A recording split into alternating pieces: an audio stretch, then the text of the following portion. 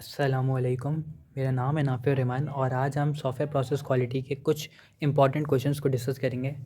Start करते हैं। सबसे पहले अगर हम बात करें सॉफ्टवेयर प्रोसेस क्वालिटी के स्टैंडर्ड्स की, हमारे पास दो मेजर स्टैंडर्ड होते हैं जिसमें मैच्योरिटी मॉडल आता है और सर्टिफिकेट स्टैंडर्ड आता है।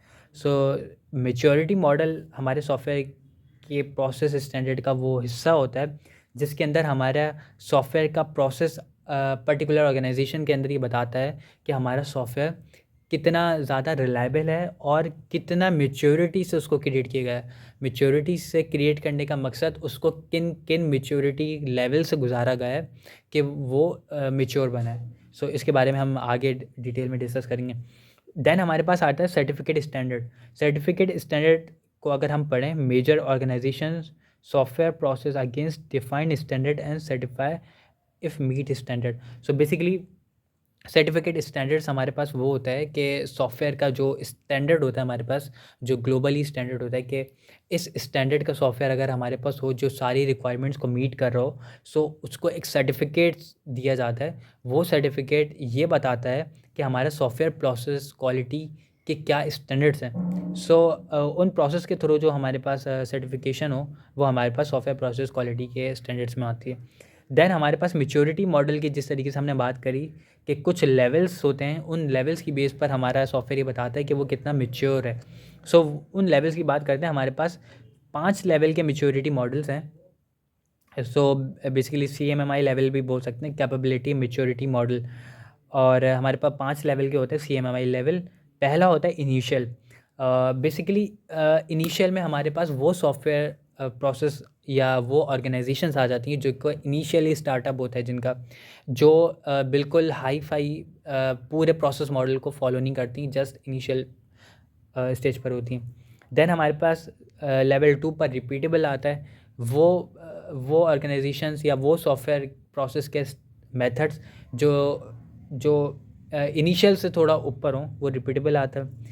थर्ड में हमारे पास आता है डिफाइंड, जिसमें हमारे सॉफ्टवेयर के प्रोसेस और वो ऑर्गेनाइजेशन जो अपने सॉफ्टवेयर प्रोसेस को ठीक तरीके से डिफ़ाइन करके चल रही हों और जिसके अंदर हमारे पास लेवल 1 और लेवल 2 की रिक्वायरमेंट पूरी क्लियर हो। वो हमारे पास लेवल 3 में आता है। देन लेवल 4 में हमारे पास आता है मैनेज्ड। मैनेज का मतलब जैसे नाम से पता चल रहा है कि सारे कंपोनेंट, सारे फीचर्स मैनेजेबल होंगे इसमें।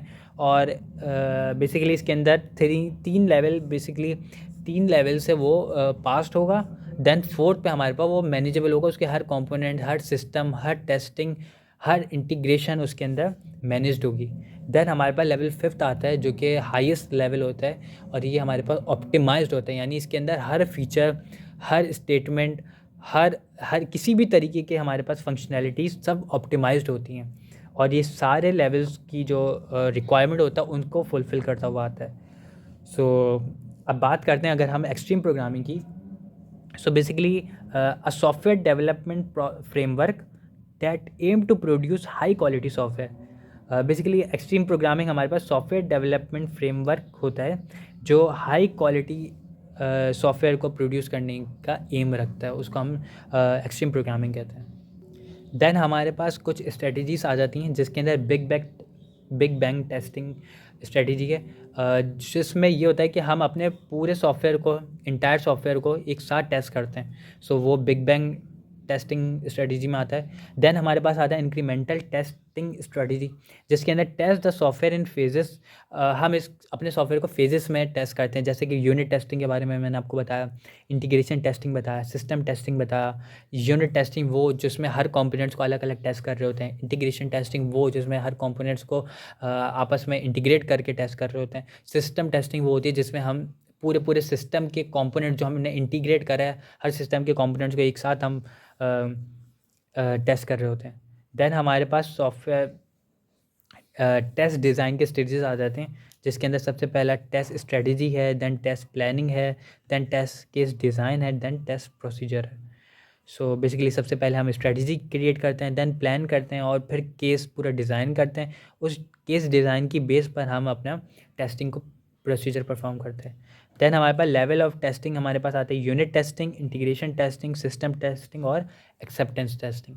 राइटिंग पे थोड़ा कॉम्प्रोमाइज़ कर लेगा, बाकी ये कुछ इंपॉर्टेंट क्वेश्चंस हैं। इसी तरीके से हमारे पास स्पेसिफिकेशन के कुछ लेवल होते हैं, जिनमें फंक्शनल स्पेसिफिकेशन, डिज़ाइन स्पेसिफिकेशन और डिटेल डिज़ाइन स्पेसिफिकेशन आता है। सो अगर हम फंक्शनल स्पेसिफिकेशन की बात करें तो वो बताता है tells what software do what not, क्या सॉफ्टवेयर हमारा क्या चीज़ें परफॉर्म कर सकता है, कौन सी चीज़ें परफॉर्म नहीं कर सकता, मतलब किन चीज़ों पर फंक्शनल है, किन चीज़ों पर नहीं है। सो बेसिकली हमारे पास होता है फंक्शनल। दैन डिज़ाइन में हमारे पास आता है कि हमारे सॉफ्टवेयर के जो कंपोनेंट्स हैं उनकी स्पेसिफिकेशन बताता है बेसिकली कि वो क्या कर सकता है, कितना स्पेसिफिक मतलब कितनी लिमिटेड स्पेसिफिकेशन के लिए कौन सा कंपोनेंट हमारा रिलायबल है। सो वो हमारे डिज़ाइन स्पेसिफिकेशन में आता है। देन हमारे पास डिटेल डिज़ाइन स्पेसिफिकेशन आता है, जिसमें हमारा जो हर सॉफ्टवेयर का कंपोनेंट होता है वो इम्प्लीमेंटेड होता है सही तरीके से, बिल्कुल परफेक्टली।